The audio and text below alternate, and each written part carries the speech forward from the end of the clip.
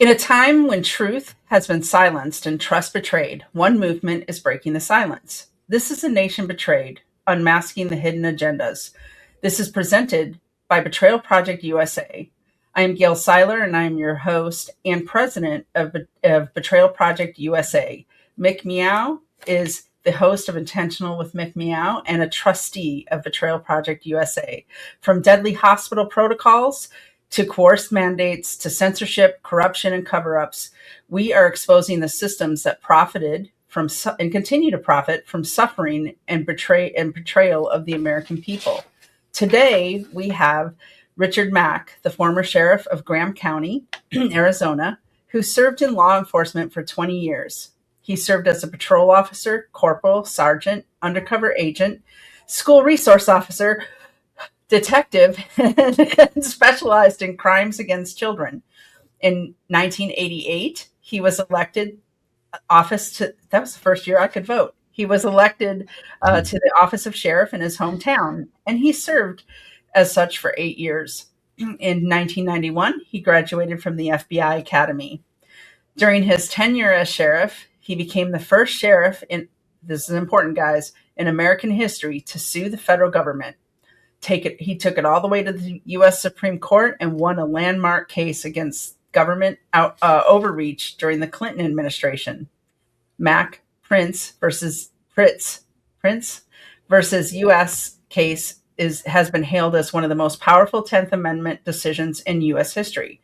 For this episode, y'all are going to need your handy dandy Constitution if you have them. The 10th Amendment is incredibly important. It just in one sentence, guys, it says the powers not delegated to the United States by the Constitution nor prohibited by it to the states are reserved to the states or to the people. The people would be all y'all, or as Yankees say in the North, use guys. That would be very important. That's probably one of my favorites. Mack was named NRA Law Enforcer of the Year, inducted into the NRA Hall of Fame, received the Cesario Award, the Samuel Adams Leadership Award, and received the Gun Owners of America, one of my favorite organizations, Defender of the Second Amendment Award, and the Elected Official of the Year by Arizona and New Mexico Coalition of Counties. Sheriff Mack is the founder and president of a very important organization called and he's the president of the Constitutional Sheriffs and Peace Officers Association, which you're going to hear more about. This organization is dedicated to the restoration of individual liberty and the protection of civil rights. He has provided hundreds of training seminars to sheriffs, police, public officials. All your public officials need this training in all 50 states and in several other countries across the world.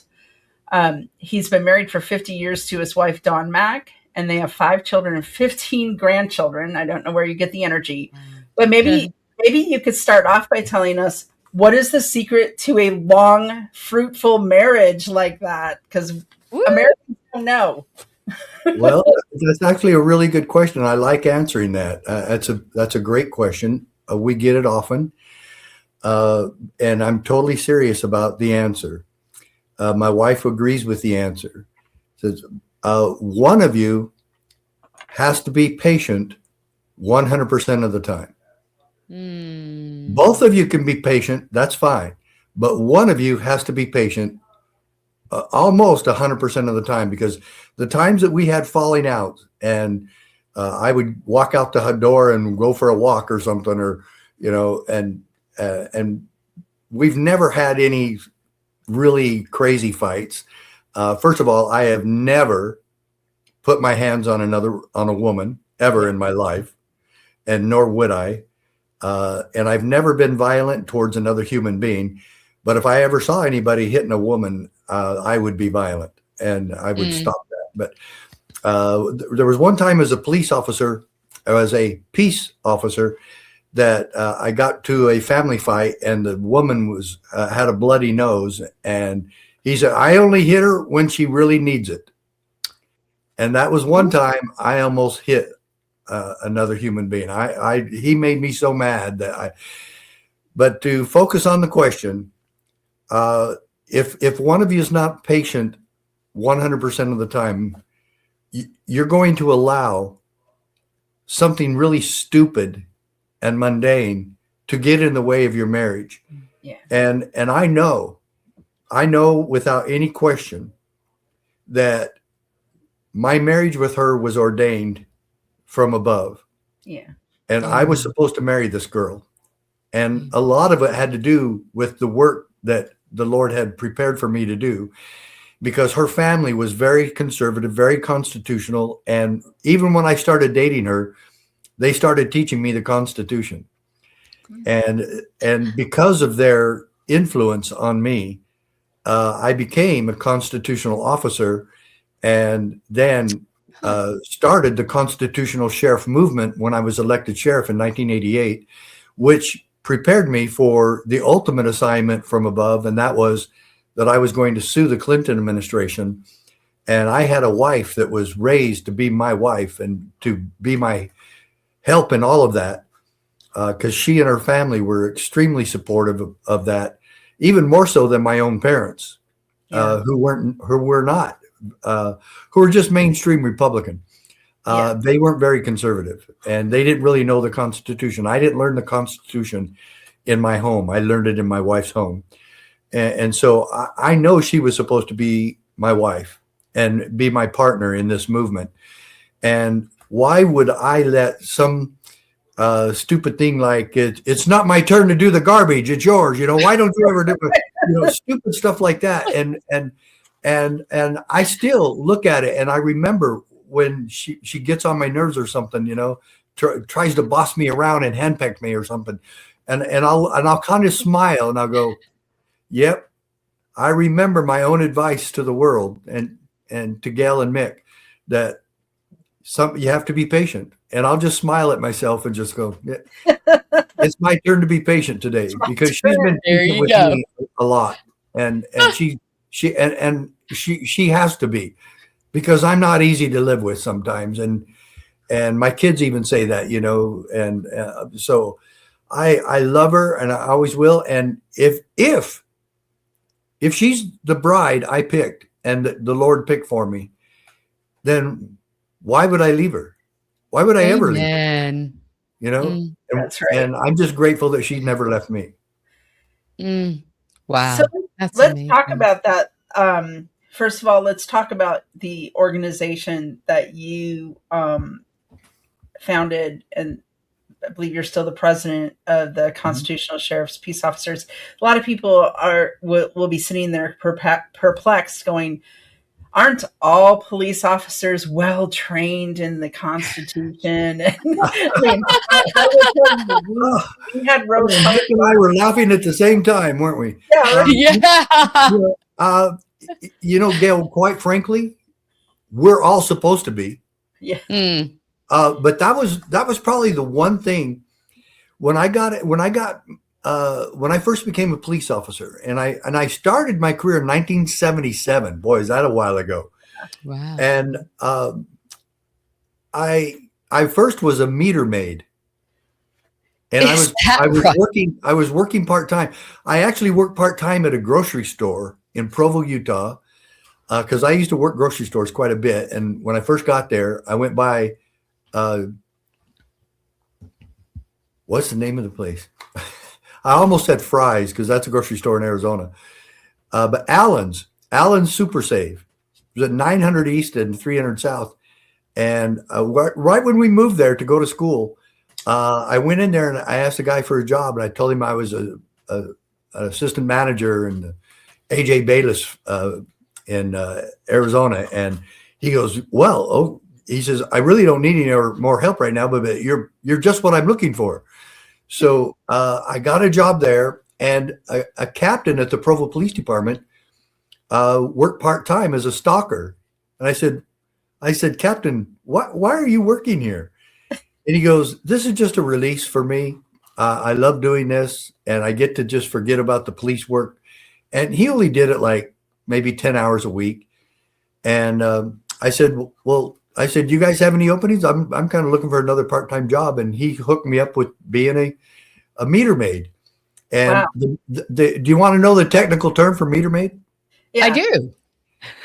Parking enforcement cadet. Oh, all right. And all you do is go around, mark tires, and go to time zones and go to red zones and people parking on sidewalks and everything. So I'd write 50, 60 tickets a day. And that's a 4-hour shift. Yeah. And I've had to repent of that. And I'm not kidding you. I feel so bad about all these ridiculous tickets that were all about revenue generation instead of really public safety. Very rarely does a traffic ticket have anything to do with public safety. And I'm all for writing those. But just sitting around running radar all day, and I want to ask every officer who stops anybody, did you notice that I did anything unsafe towards anyone? Yeah. No, but you broke the law. What's the law for? To keep people safe. Okay, so who wasn't safe? Right. Show me one person out here that I posed, or that car or that driver posed a threat, even a little bit. Well, no one. Well, then why are you writing me a ticket? Because you broke the law. Oh, that circle again, huh? Yeah. So if the law isn't really providing a means for safety, then it shouldn't be enforced. Shouldn't be a law.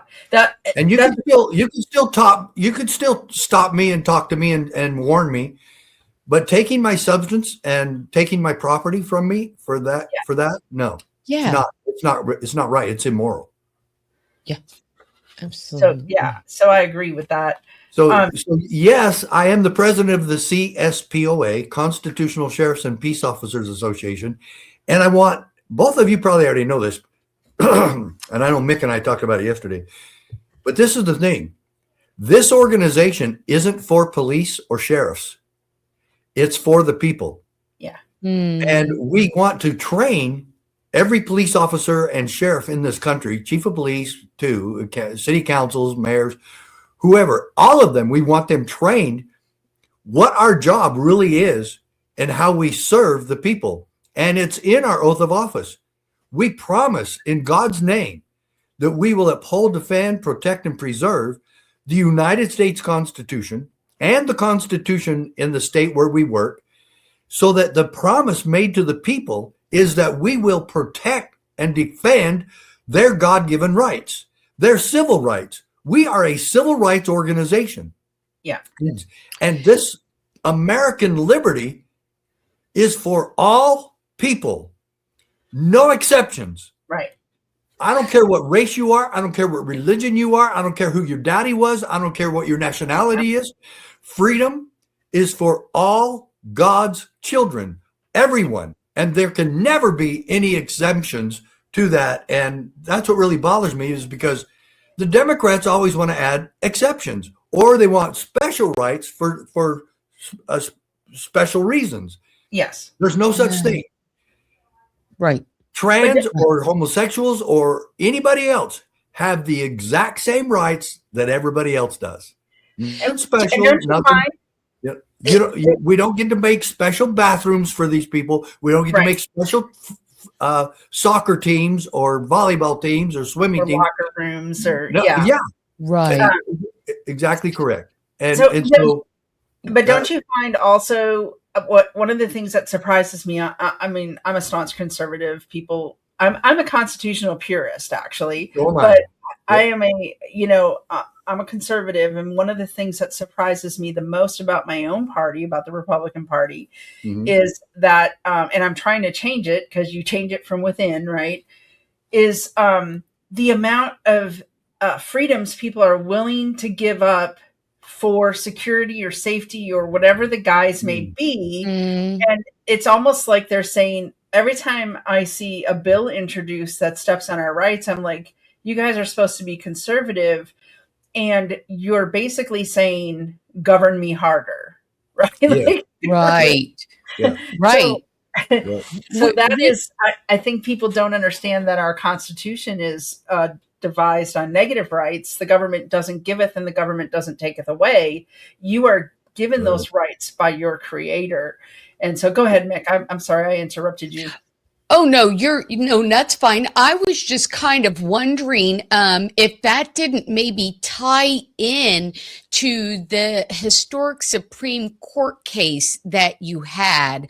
I wondered if you could just expand a little bit, because it sounds like maybe, was it that you started the Constitutional Sheriff's Peace Officers Association? Was that part of this? Did that lead you? What led you down that path? Yeah, Well, chicken or egg, which came first? First, when I was totally converted to the Constitution, it was pursuant to what I was telling you earlier, that I didn't see anybody in government of the three branches, all three branches, executive, judicial, and legislative. I didn't see anybody really keeping their oath. Yeah. No one knew the Constitution. No one followed the Constitution. No one cared about the Constitution. And so that really got to me. And then the ticket writing thing actually was one of the key components where I had an epiphany while I was writing a lady a ticket. And I by the time I finished writing her the ticket, I realized she wasn't the one in the wrong. I was. And I couldn't believe that we have millions of police officers all across this country treating people like this, taking their substance, when it was obvious this lady couldn't have afforded the ticket if it was just a $3 ticket. And I'm making her life worse when she hadn't hurt anybody.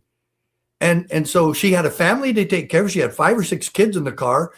And I'm going, why am I doing this to her? Is there anything I'm doing here that's making this a better place to live? Am I helping this family in any way? No, I wasn't. And I said, so then I came up with some questions that I wanted to know. Why do we even have government? And I ran smack in the face of the Declaration of Independence, that to secure these rights, governments are instituted among men. So I found out that for police and sheriffs and city councils and state reps and governors and presidents and county commissioners and county attorneys, that we all have one goal, and that is to protect the God-given liberties of the people that we work for. And that's when I decided. I was already preaching and teaching about constitutional sheriffs, and I was the one that came up with that term. And then I said, why don't I make this a national organization? Because I was doing it about 15 years before I made it an organization. I was doing it while I was sheriff, and I left the sheriff's office in January 1st, 1997. And then I started writing books, and I went on tour, and people wanted to know about the case, just like you asked just then. And not only is this the most powerful 10th Amendment decision, it's one of the most powerful decisions in the history of our country. That's right. Again, authored by Justice Antonin Scalia. And so, and this is what I want. This is what I want everybody to know, that Justice Scalia actually took us through an amazing history lesson. And he actually quotes the New York decision of 1992. And this is a highlighted version of the case. Okay, and every person listening and watching right now should get this booklet off our website. Okay. And we even have it in digital form where we can send you that. But you should actually get these right here. And you should pass these around to your neighbors and to your friends and to local officials who need to know the truth about the proper role of government, because this spells it out amazingly, miraculously. This case is a miracle. And everyone in the freedom movement would be like, say, I got to get a copy of this. This thing is like the most amazing thing. Well, just because it came out June of 1997 doesn't mean it doesn't apply as significantly today, because it does. It's never been changed. If this was put out by Charlie Kirk right before he passed away, right before he was murdered, everybody would buy this and be promoting it everywhere across the country.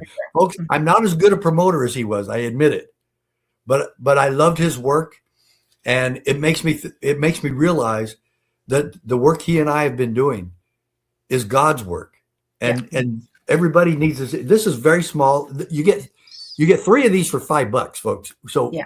get bunches and pass them around. But get this quote. This is from the New York case, and he's just taking us through a little history clip from the state of New York sued the federal government in 1992 over states' rights because the federal government wanted to force New York to take nuclear waste and store it in their state. And New York says, you can't force us to do that. You're not our boss. Right. And guess what they said? The Supreme Court agreed with them. We have held in New York, however, that state legislatures are not subject to federal direction. Mm. And if the states are not subject to federal direction, does that mean the sheriffs are? Well, Scalia even clarified it because the federal government was trying to commandeer sheriffs to enforce the Brady Bill for the federal government, a gun control law, a gun control scheme, Scalia called it. And without any negotiation, without any input from us, they're just ordering us to do it. And they threatened to arrest us if we failed to comply. Now, you get that. And only 7 sheriffs stood up and did this case.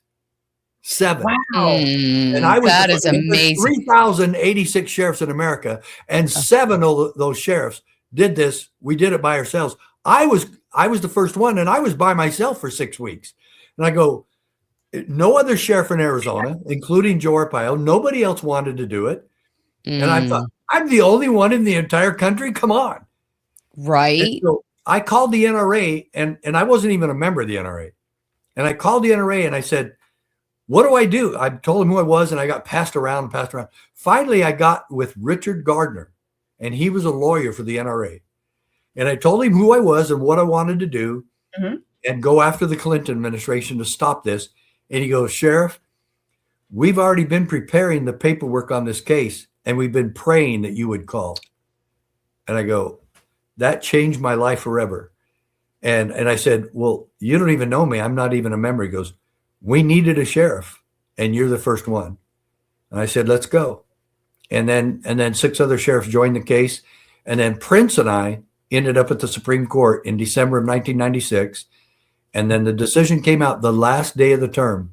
And my lawyer and CBS News told me, because CBS News paid me to be at a hotel in Tucson so I could be ready to do a press conference with them. And so they paid for my trip and my little drive over to Tucson. It was an hour-and-a-half drive, and they paid for the hotel. And I was ready to go. And they said, do you feel vindicated? I said, yeah, can I have my job back? Because this actually cost me my 3rd election. People in my county were so upset about this, and they said I was wasting my time and I wasn't going to win. I wasn't even going to go to the Supreme Court. And I didn't agree. I didn't disagree with them. I didn't think we were going to the Supreme Court. And after we did, I didn't think we were going to win, but we did. The miracle happened. Right. And but you don't just the Lord doesn't guarantee us victory. Right, exactly. He just says, do your job.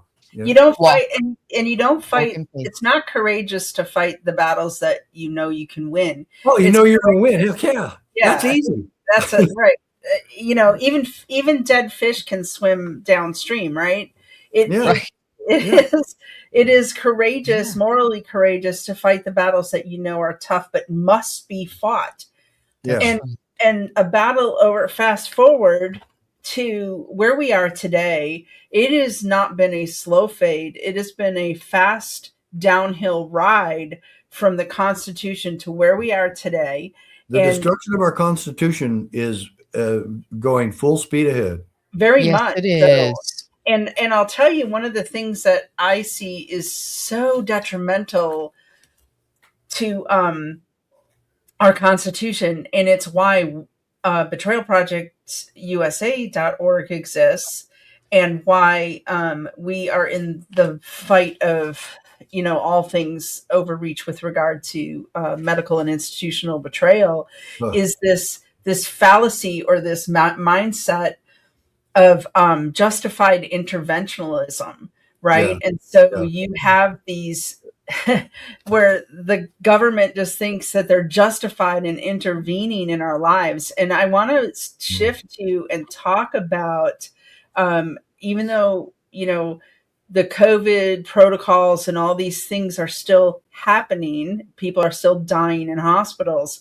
There was such government overreach during the beginning part, the first few years of COVID, and state legislators did not stand up. Governors, sheriffs, police, they did not. They did Well, the opposite. let me add something real quick there. Over 500 sheriffs stood up and refused to enforce COVID mandates. However, they did. That's only about 16%. And I was going to say that. Where were they? Oh, they made the news. The first one was Sheriff Mark Lamb from Arizona. Yes, that's true. And he was all over Fox. Then Sheriff Jones from Butler County, Ohio, did the same thing. Some sheriffs actually didn't get much publicity on this, but many of them joined the ranks. 25 sheriffs in California came out and said they would not do it. There were a few in New York. There were several in quite a few in Florida. And so these sheriffs did do it, and we kept track of this. And others in Arizona did it. It wasn't just Sheriff Lamb, but a lot of them didn't want the press. A lot of them didn't want to get in trouble, and didn't want to cause. But over 500 sheriffs did it, and it really proved very effective. Now, the big story I tell there is, and I'll do this quickly because I know I don't want to run out of time here, but Sheriff Chronister in Florida, a Rhino sheriff, actually arrested Pastor Rodney Howard Brown for having church. Yeah, okay? That's right. That made the big news because the pastor actually in the United States of America, based on freedom of religion, was arrested. And there's no law. There was never a law in any state that you had to shut your church down, or they were just mandates. Those are orders from dictators. A mandate is an order from a tyrant, okay? Somebody who assumes authority that they don't have. So on the other hand, Pastor Caleb Cooper in New Mexico went to his sheriff. And by the way, this sheriff, Glenn Hamilton, had been to our constitutional training twice. And he was a good man, and he knew his job. And so Dr. Cooper went to him and said, hey, I just want you to know we're not closing our church because the government doesn't run our church. Jesus Christ runs our church. Right. What I want to know from you, Sheriff Hamilton, is what you're going to do to protect us.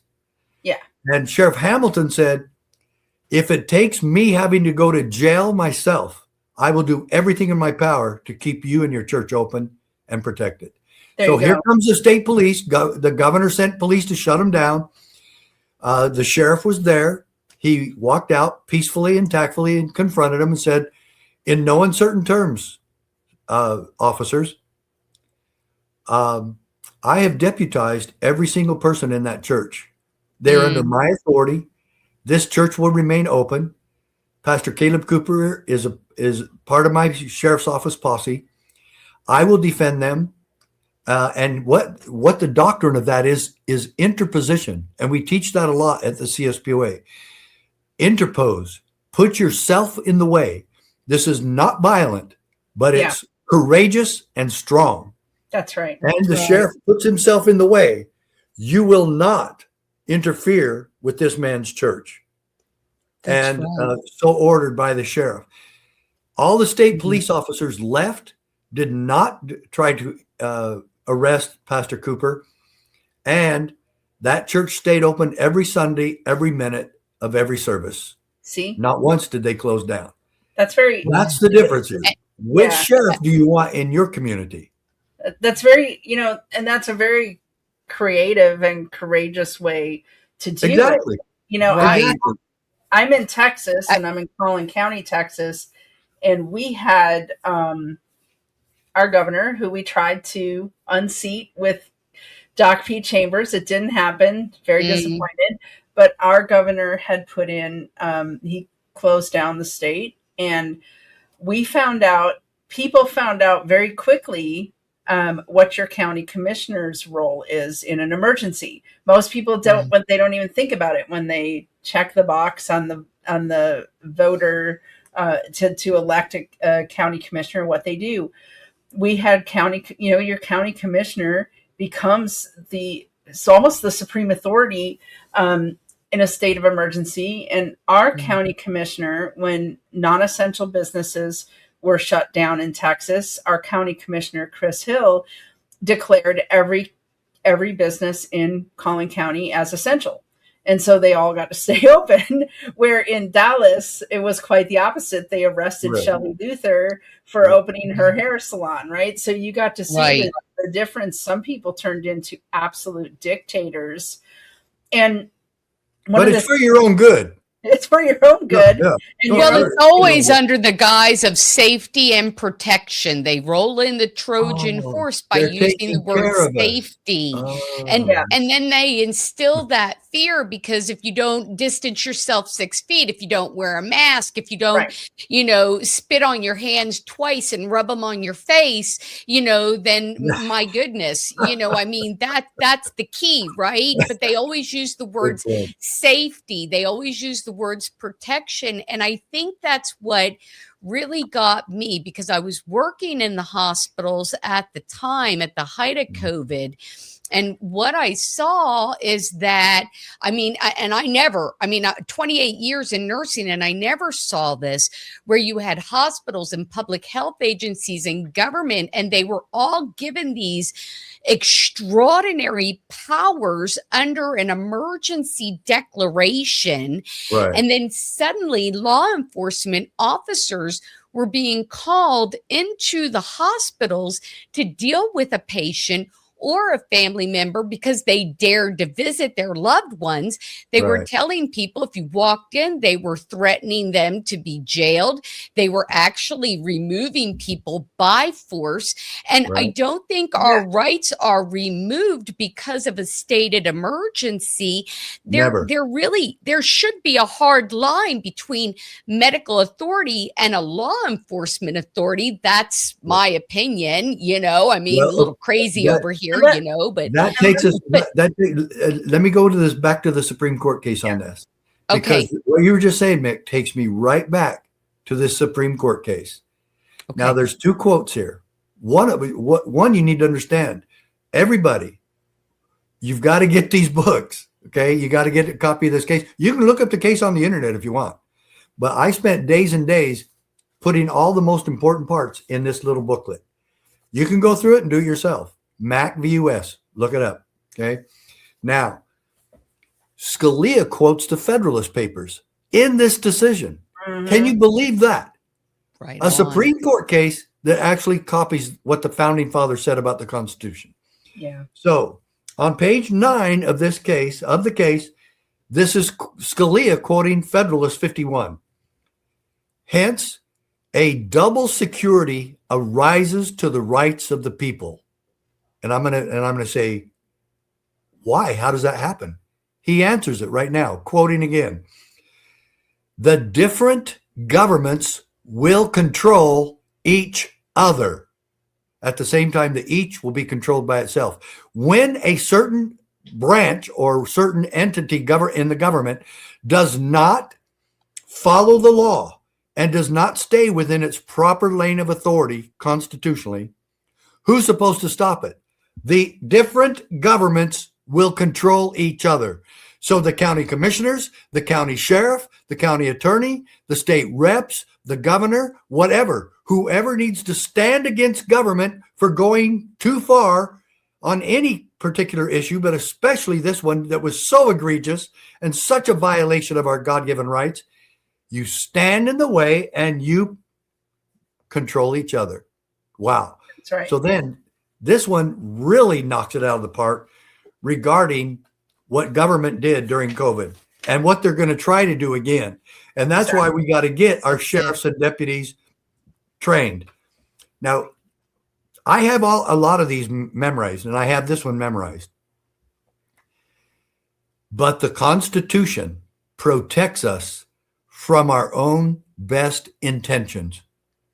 Folks, if that was the only quote from this decision, that would be worth it right there in and of itself. Yes. But the Constitution protects us from our own best intentions? Really? Not if we don't have somebody enforcing it. It That's takes right. people. It takes people in office. Right. It takes sheriffs. It takes county commissioners. Let me finish this quote. But the Constitution protects us from our own best intentions.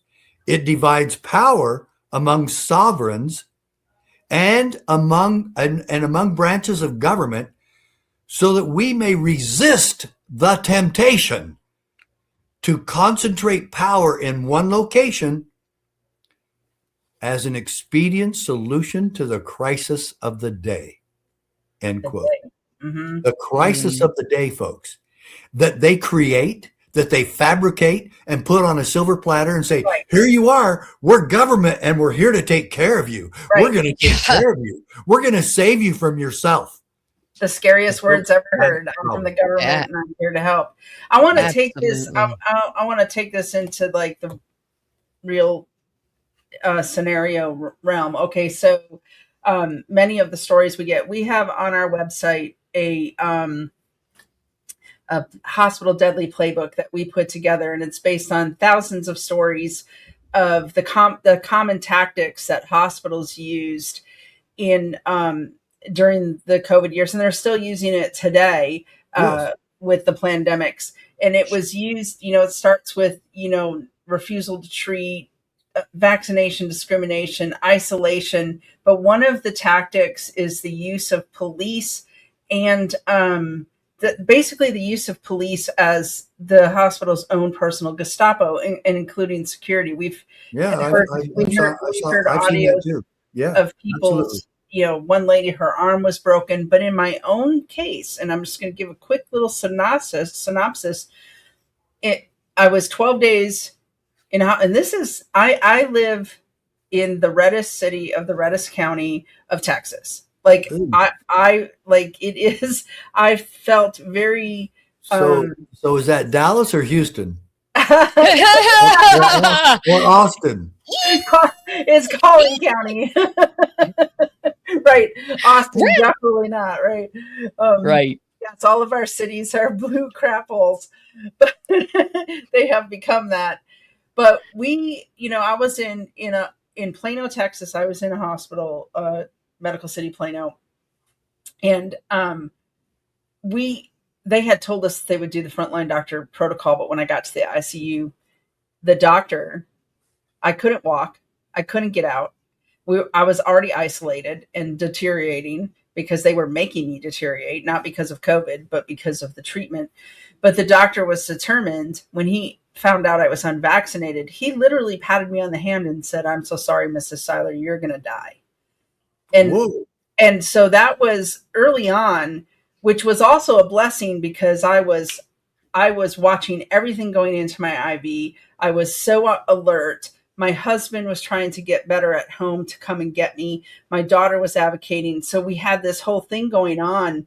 They made me a DNR and I wasn't a DNR. So all of these things escalated. We had to get, people involved. Thankfully, we had been involved in politics. So we had called a lot of people.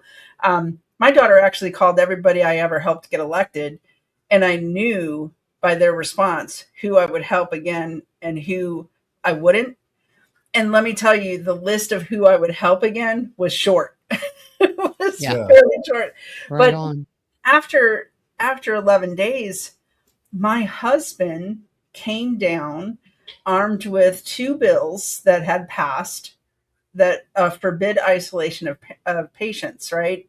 He was working with Senator Bob Hall and some others. And he came down loaded with that, with a letter from the attorney, and they would not let him through.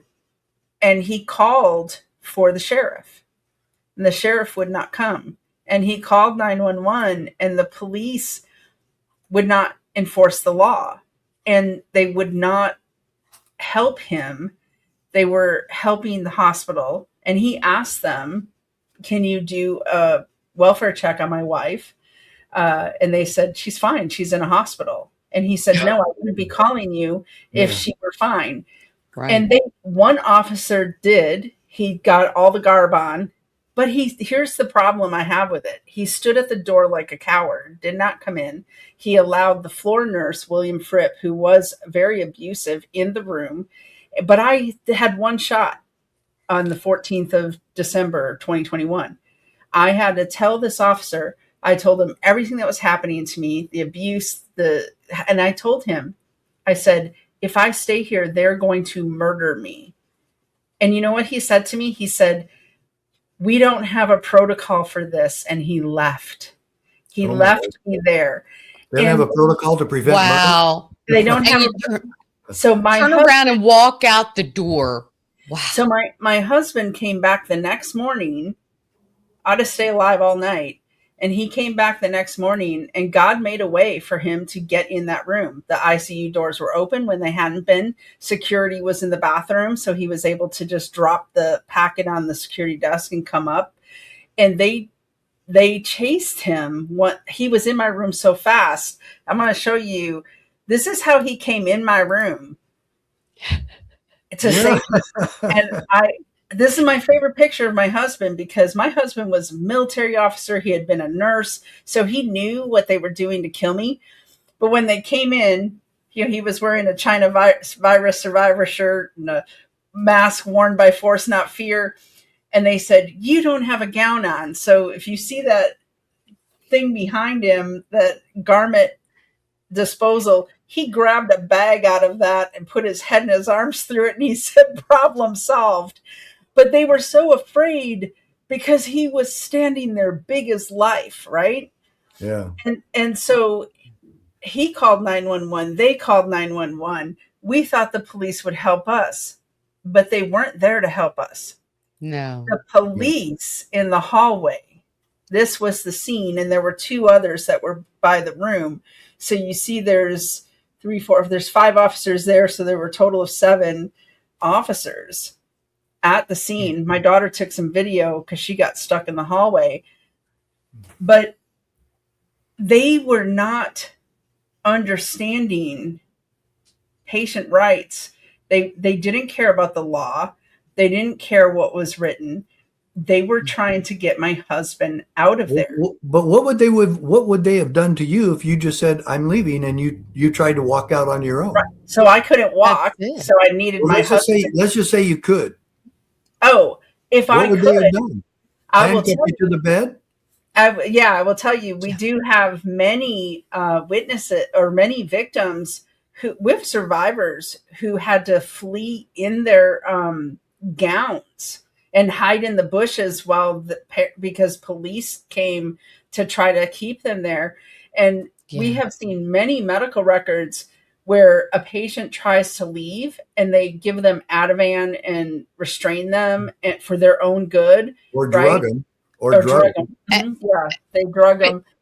Historically, every patient has the right to refuse medical treatment. That's right. You have that right. And so law enforcement being used to enforce hospital protocols, and in some cases, having the patients not allowed to leave, that is not just a huge concern of due process, individual liberties, but also bodily autonomy.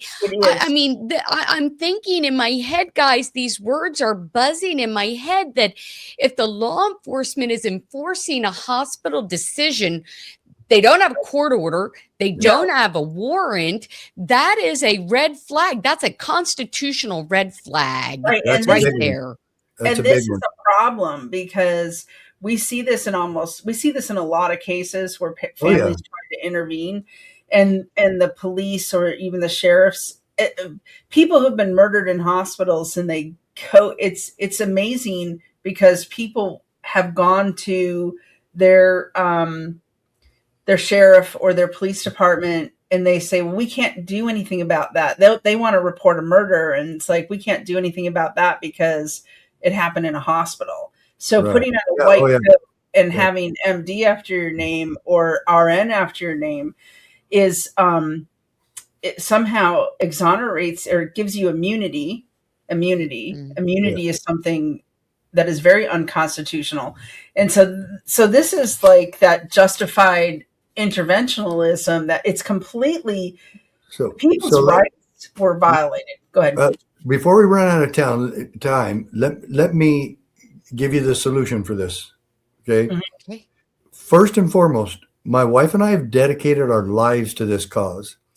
And what I told you at the beginning, that I saw no one adhering to the Constitution, how do we remedy that? Yeah. I believe most of the officers that were there or that came by are good people, but they have not been trained correctly. They have no police academy in this country trains what every officer goes through, a ceremony when he graduates from the academy, and they go through their oath of office ceremony, and their spouse will pin the badge on them, their chest, to represent the shield that every officer is to protect the people's rights in this country. And we've never been trained in that.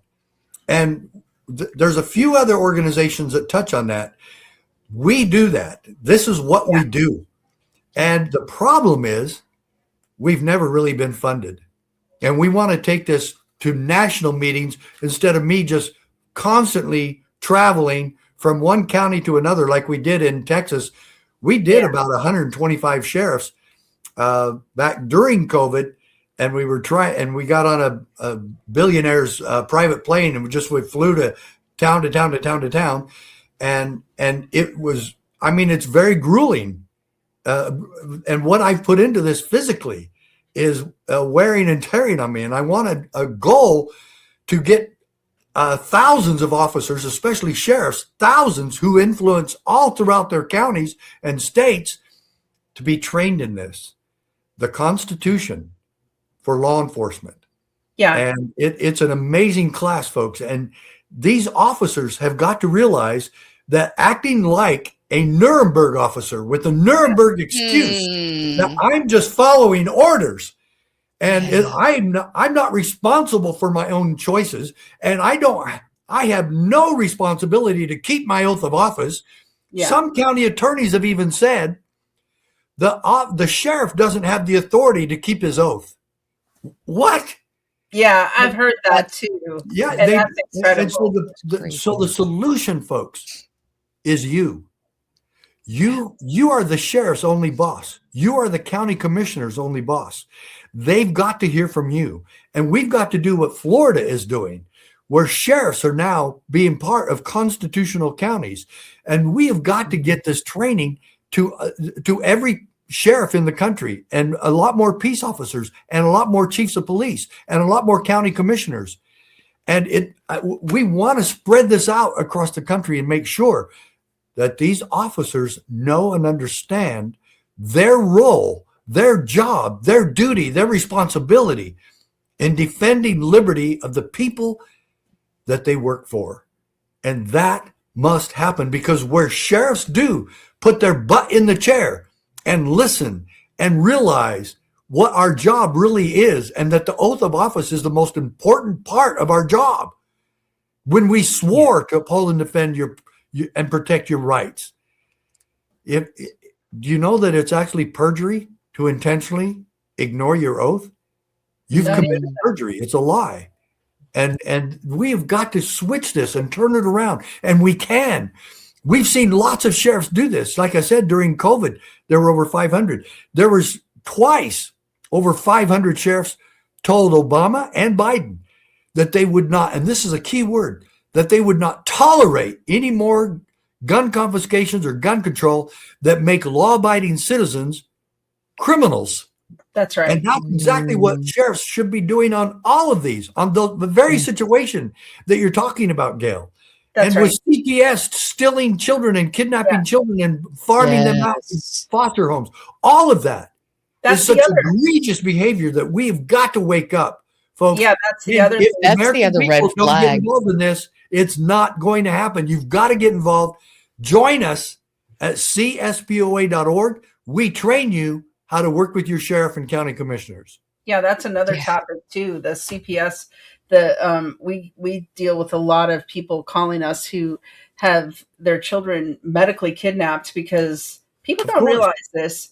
CPS, the laws in your state, if you look at them. Nick and I discussed this a lot yesterday. Yeah, that's true. But we've got to wake people up. That's why I love your show, and I love this, what we're doing right now, because this gets the word out. Right. But let me remind the people, if you don't get involved, this isn't going to change. That's Ooh, right. That's it. Yeah. That's it. It's got to be we, the people. You've got to correct. have the people behind you, and not just the people behind the sheriffs behind the people, because there's got to, Side by side. yeah, it's got to be a mutual relationship, because what I see here in Oklahoma is like what you were talking about. We have one or two that call themselves a constitutional sheriff. Yeah. But then when it came to helping people when they had concerns in the hospital and they were looking for a sheriff, they weren't there. What about any guidance? Is there some guidance for those sheriffs that are out there?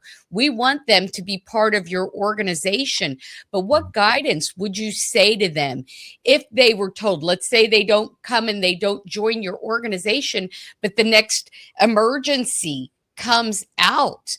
How are they going to react? How would you recommend to them? What guidance would you tell them? The guidance is the oath of office and the Constitution. If Yeah. they'll understand the Bill of Rights, especially, if they'll just take a moment to study that and the oath of office and America's foundation and the principles upon which America was founded, they'll have the guidance. It's there. It's plain. It's simple. But when you never focus at all on the oath of office or the Constitution, you're not going to have that guidance. They're not going to know where to turn. No, I got to follow orders. I got to enforce the law. What law? Right. The supreme law of the land. The supreme law of the land. God's law is first. Yeah. Second is the Constitution, and those pretty much coincide anyway. But if the officer and the sheriffs don't understand that, you're going to keep getting this sort of thing. That's right. And if the sheriff in your county would have simply showed up and said, "This isn't going to happen in my county, folks," That's right. and stand down and get out of my way, and then he turns to Gail. Gail, what do you want? Yeah. I want my husband to take me home, and then Yeah. he makes sure that happens. That's right. That's right.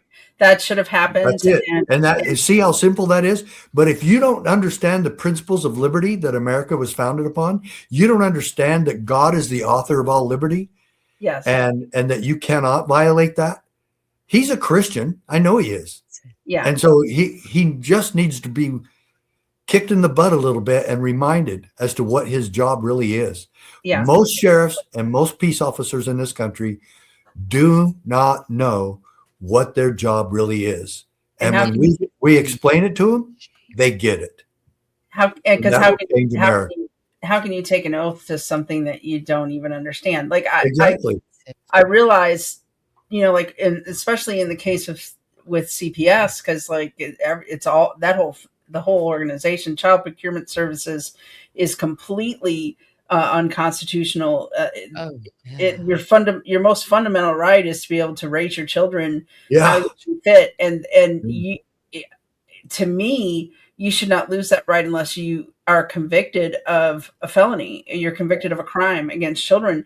And what's happened is we've allowed, in this vague definition of best interest of the child, which isn't even really applied, this society of pre-crime policing. It's really data-driven law enforcement that doesn't mean anything. It's a check sheet of what we think a parent should be. People don't realize you could have your kid removed for taking away their iPhone. I worked for an attorney for many years, about 20 years ago, who treated every CPS case like a criminal case because he was a criminal defense attorney, and he made them go. People would hire him if they were smart enough. People be smart enough, don't answer the door, hire an attorney, a good attorney, not one that tells you to jump through hoops on fire, because the second you start jumping through hoops on fire, they got you. They will make something up. But he treated them like absolute criminal cases, and he would make them, and he would make them have a hearing to even justify that they had a right to investigate the family. Yeah, and sheriff's Right. allowing government criminality. That Yeah. just really gets to me. That's it. Protect them. What does the oath say? Protect them from all enemies, foreign and domestic. It's not our fault the government becomes a domestic enemy. Okay. Yes. But we take care of it anyway. One final quote from my case. This goes right into line what we're talking about. As Madison expressed it, this is now Federalist 39. The local or municipal authorities form distinct and independent portions of the supremacy. Mm-hmm. So the federal government doesn't have all the supremacy. That's absurd.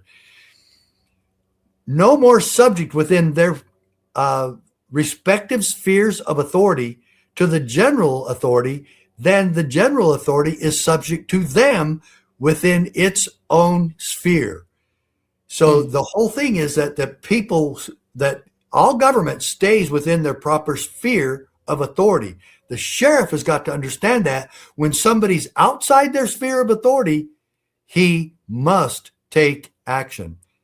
And again, folks, that's never going to happen if you're not involved and telling him what you want. And you need to get involved with your sheriff. Do so. Join us at CSPOA.org. CSPOA.org. Become a part of the Holy Cause of Liberty and the solution for all of this in a peaceful and effective manner. And we will definitely, we're going to put that website in the show notes on the show. And we will also put it on our website under our recommended links or recommended website. And one other little tiny mistake. I'm not so concerned that sheriffs become members of the CSPOA. I'm concerned that every American become a member of the CSPOA. So that when you go talk to your sheriff, right on. I'm a member of the CSPOA and I want you to have their training. What we want from sheriffs is their dedication to the Constitution. I don't care if he's a member of the CSPOA. I care and am very concerned that he become a constitutional sheriff. Yeah, so we have Amen. Exactly. We have elections coming up, midterm elections. We have there's a lot of primaries. There's a lot of it's different for every state, and it's a great, if you have a sheriff race going on, these are great things to ask them. Good time to talk to them. Absolutely. Yeah. Very That's right. good time to talk to them. You bet. Right. That's right. And pose it to them, if you have a public forum where you get to ask all the candidates questions, see how dedicated they are, because like we hear people tout the I'm a constitutional this or that, and they don't even know what the Constitution says. Exactly. Right. It's a tagline. Read the Bill of Rights. Ask them if they've ever read the Bill of Rights. Exactly. That's exactly. it. That's what gets me. It becomes a tagline, constitutional sheriff. It became we the people. That became a campaign slogan, Right. but it's not. We're the sovereign. Right. How can you can't be a constitutional anything and not defend the Constitution as if you're a constitutional Never read it. sheriff, police officer, candidate for office, if you truly believe, then you would be a constitutional purist. You wouldn't be making these exceptions for laws that don't pass the constitutional test. And we, the people, need to understand the Constitution, because we need to be in our legislators' business. They work for you. Yeah, they work for you. And you may see a bill that has a great title, but the language has poison pills that are very unconstitutional in it. We see it all the time, where especially with family law, we see it all the time where there are these poison pills in the bill that give the state or the federal government more power than they are allowed, and that they are very limited. The power is with the people in the Constitution. That's y'all right.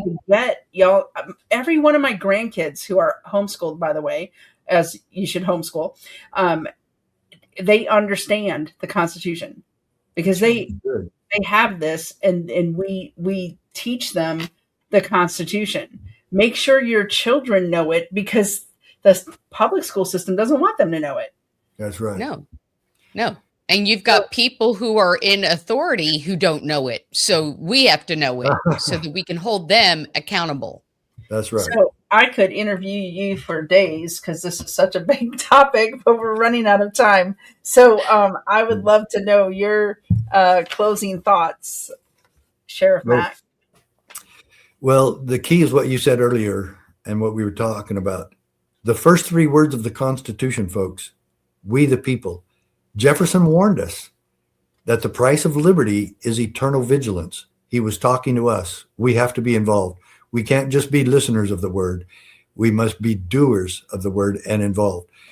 It is absolutely essential and vital to the cause of liberty that when you talk to your sheriff, you tell him you're a member of the CSPOA.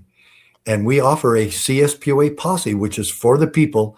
And like I said, this organization was developed for you, because where can you turn when a situation like Gail's happens? Where can you turn when all government seems to be against you and seems to be against the cause of liberty? Where can you turn for peace, safety, protection, and liberty? That is your sheriff. And if he's not educated and he's not dedicated to the cause of liberty, you're in trouble. He works for you. You're his only boss. That's why it's vital that you are involved with him. Every Wednesday, we have a training seminar, training webinar to help you know and understand how to work with your sheriff. Join us at cspoa.org and become a part of the holy cause of liberty and a peaceful and effective solution. This is what America is about. We have lost our way, and we, the people, must take us back to our constitutional, godly path. I implore all of you to get involved with us, because the actual organizations that are both peaceful and effective are extremely limited, extremely few. And I thank both of you for helping me get this message out. I know that both of you are completely dedicated to this cause, and it's a pleasure to be working with you. Thank you, Sheriff Mack. And I did not realize that about the Wednesday webinars, and I'll be looking into that today. So it's CS. If you're a member of the posse, you'll be on our list, and we will mail that out to you. That's going to happen today. So I love it. That is amazing. We would love to have you on there. Yeah, absolutely. Yeah, absolutely. Every Wednesday. This is the greatest thing I've heard all year. Yeah. So thank you. So thank you for that. Thank you very much. Thanks, Mick, for co-hosting. You've been listening to A Nation Betrayed, Unmasking the Hidden Agenda, which is a production of the Betrayal Project USA. To hear more about how you can join us and listen to stories and share stories, or share your own story if you have one, please visit betrayalprojectusa.org. Together, we stand for truth, justice, and fearless fight for freedom, because a nation that hides the truth betrays its people, and it will continue to happen. So thank you. Thank you all.